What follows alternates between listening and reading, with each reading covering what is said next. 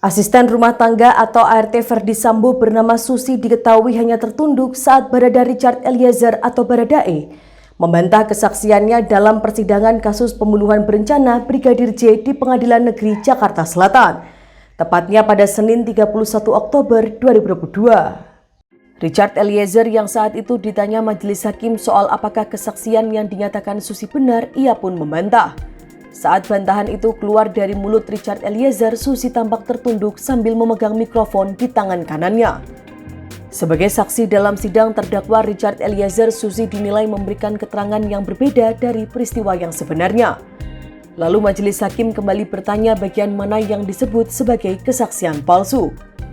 Adapun Richard Eliezer kemudian membeberkan peristiwa pada 4 Juli 2022 di Magelang.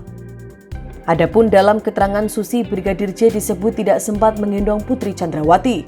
Namun Baradae menyebut dengan mata kepalanya sendiri melihat Brigadir J menggendong Putri. Saat kesaksiannya dipreteli, Susi hanya tertunduk diam. Kebohongan kedua yang disebut Richard Eliezer adalah soal Susi menyebut Ferdi Sambo seringkali berada di rumahnya di Saguling. Padahal menurut Richard Eliezer, Ferdi Sambo hanya pulang ke rumahnya di Saguling pada akhir pekan saja.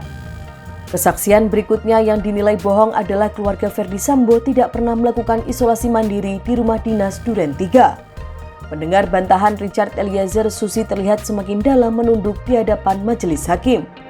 Richard Eliezer menyebut isolasi mandiri seringkali dilakukan di rumahnya di Jalan Bangka.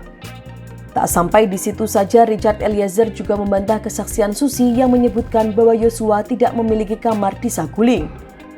Terakhir, Richard Eliezer juga membantah keterangan Susi yang mengaku tidak melihat senjata api yang dibawa dari Magelang ke Jakarta.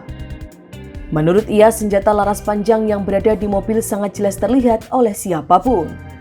Untuk keterangan dari saudara saksi, Mas, banyak yang bohongnya. Banyak yang bohong. Bisa disebutkan satu persatu mana yang bohong? Baik, yang mulia.